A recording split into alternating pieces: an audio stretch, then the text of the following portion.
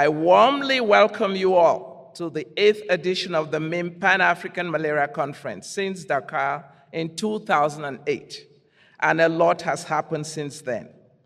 This edition of the MIM Pan-African Malaria Conference is unique in a newfound dynamism among the past, the present, and future generations of malaria researchers that will ensure a smooth transition and the changing of the guards. Between 2018 and now, many things have happened. Shortly after the conference, we lost an African founding member of the MIM, Professor Ogobara Dumbo. And last year in 2023, we lost Dr. Peter De Vries, the co-founder of the MIM Society. And so may I ask the Assembly to observe the minute of silence in their memory. Please, could we stand just for it?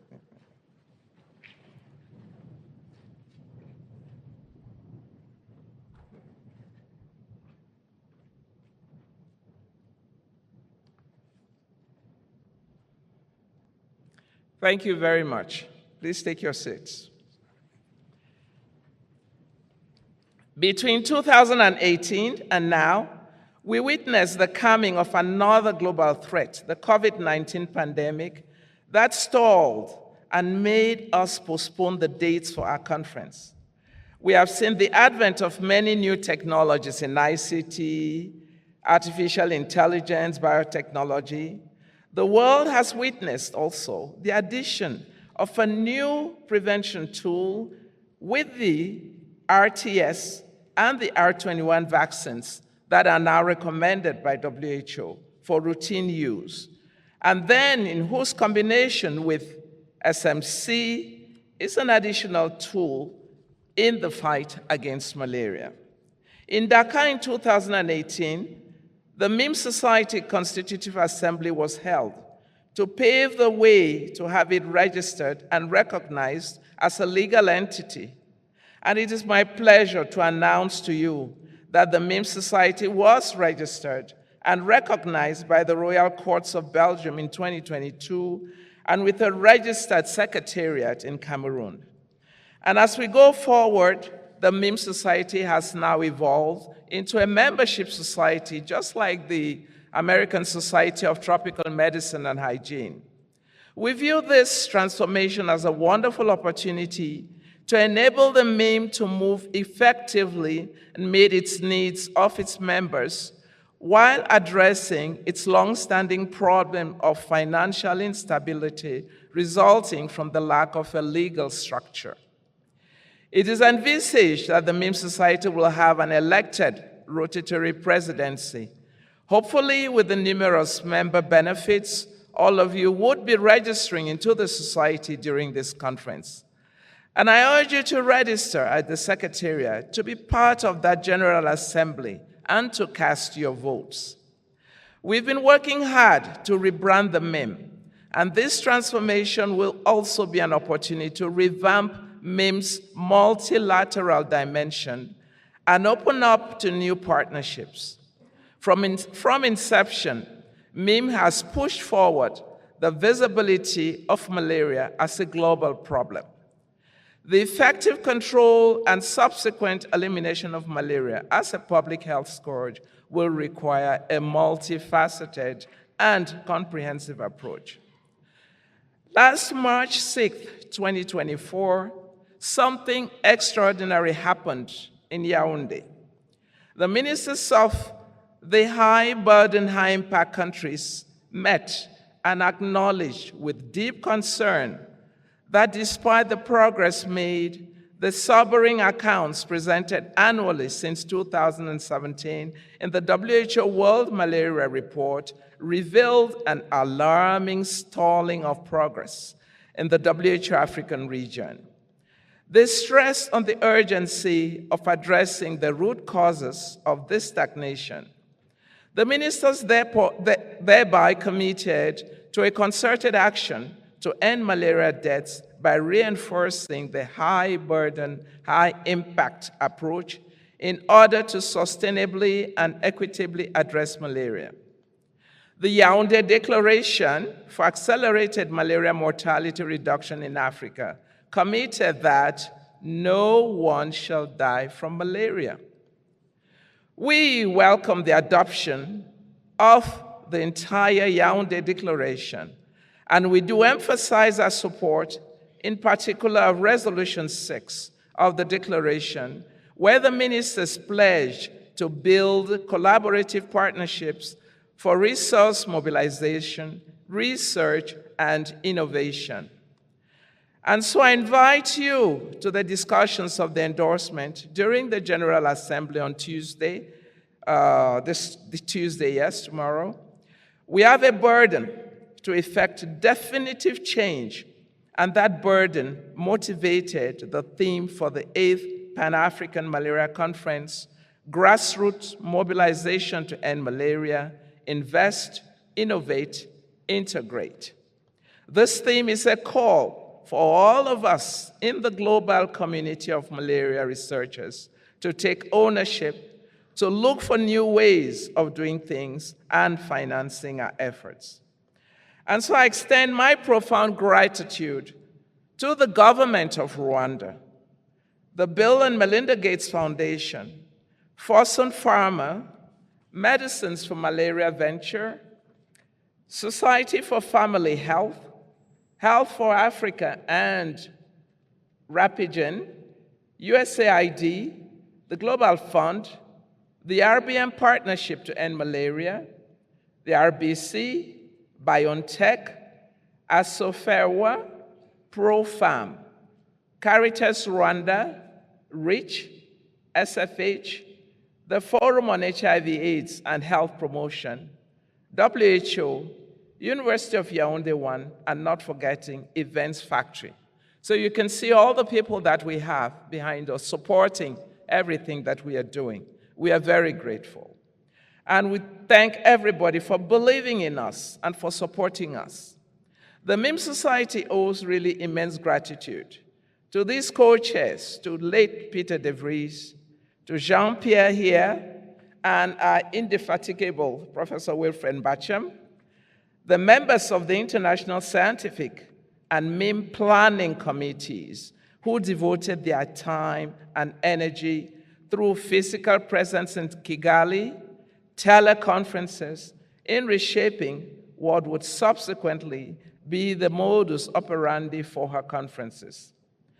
I would really like to single out and thank the MIM Local Organizing Committee, chaired by Professor Claude, who just talked to us. Prof. Claude, we really need to give you all a hand. Please, can I have a big hand for all that happened here?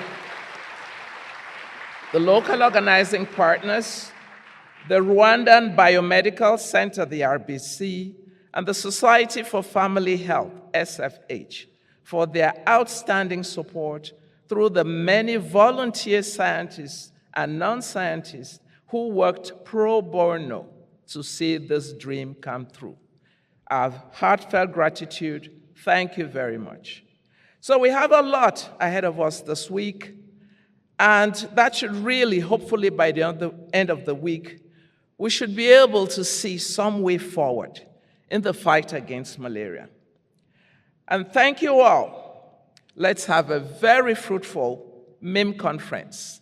And the week starts. Thank you very much. Thank you again, Minister of Health. Co-chairs, Professor Leke, Professor Claude, Dr. Daniel Gamije, CEO Dr. Charles, Dr. Philip, Professor Marcel, my professor, back in time, Professor Mbacham, Mrs. Joy, Mrs. Sylvie, distinguished ladies and gentlemen. It's an honor to be part of this event today as we meet again to see the progress, assess the tools we have, adapt our strategies on the latest science and evidence, and of course move faster and stronger. Let me begin by welcoming all of you to Rwanda. This morning was a good start. of this important week that we're going to spend together. For those who come for the running this morning, for the walk, it was an interesting warm-up for more days that you're going to be discussing malaria progress and also new strategies to move forward. We acknowledge the progress made in different countries, particularly in Africa, in the fight against malaria. But we also recognize that the burden of malaria is still high in most countries, and this demand more efforts, more innovations, as Philip has outlined, and actually changing the way we do business in some areas, like Marcel has outlined. And the theme for this conference speaks all about where we have to start from the grassroots. The community has the best evidence to share. They know what to do. They just need our guidance as policymakers, as scientists, as experts, as civil society organizations, as governments, and everyone who has to play a role to reduce malaria burden to our communities. Working with most of you in Rwanda, we have made some progress that for us is not enough as far as we have malaria cases and people dying from these preventable diseases and actually preventable death. Let me share a few statistics that I'm sure Dr. Aimable knows better from malaria team, malaria fighters team, that looking back in 2016, 2017, we experienced actually one of the highest numbers of incidents on malaria.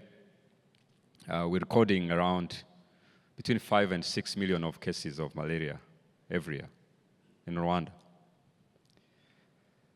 So today, looking back in the last 12 months, we've recorded around 600,000 cases.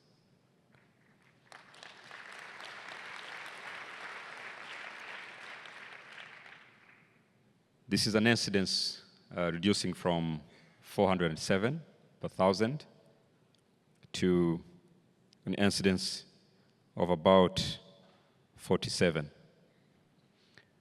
Not only cases, but also death reduced significantly from around 600 people dying.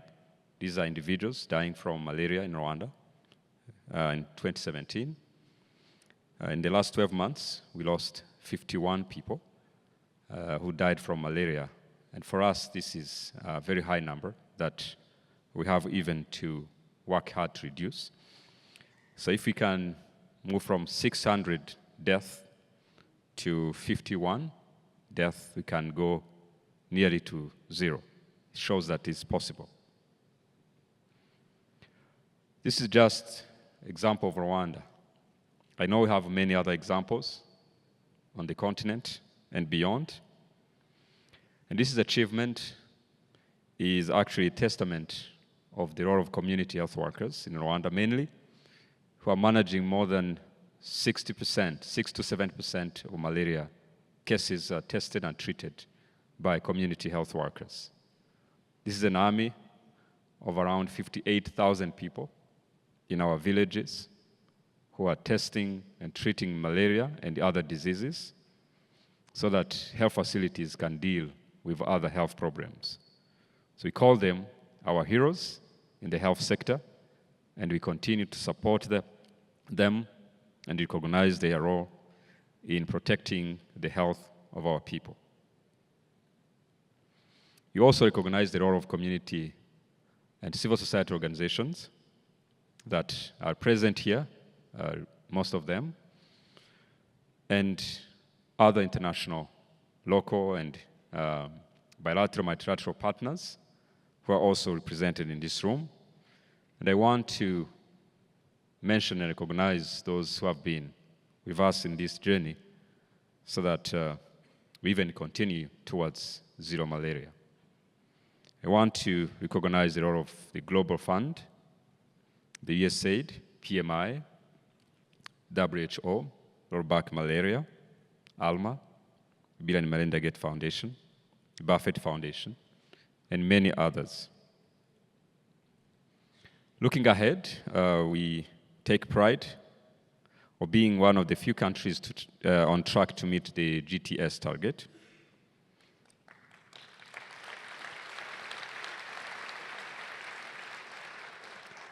Of 75% reduction in malaria incidence by 2025. But I think this target for us is not ambitious enough. So it should even aim more than 75% because it translates into lives of people that we have to protect. Now, you have a week to spend here reflecting on what can be achieved. It's a task that most of you have been doing on your daily business. So feel at home in Rwanda, reflect, sharing, inspiring, even inspire young people who may continue this fight, but not to be delegated to future generations, because our generation can end malaria. I learned that this fight started in 1977 with Professor Marcel and others were discussing before coming in this room. That's the time most of us were not yet born. So we have to finish this fight so that our grandchildren can tackle other health issues that unfortunately are still many. And malaria should be taken out of the list if we combine, continue work together, do what has been highlighted with previous speakers, and we have all the tools. We just need to be coordinated, to be convinced, to work together, trust our communities, work with our communities. Once again, I extend my warm welcome to Rwanda. Don't just stay in this room. Try to go out of this room, out of Kigali, and meet the communities, see the beauty of Rwanda, and continue this fight until we end malaria. Thank you so much. Have a great evening.